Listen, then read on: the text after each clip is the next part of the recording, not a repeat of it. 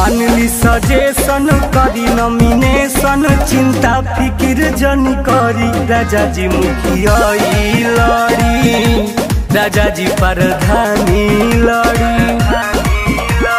मानली सजेशन करी नॉमिनेशन चिंता फिकिर जनी करी राजा जी मुखिया लड़ी राजा जी प्रधानी लड़ी।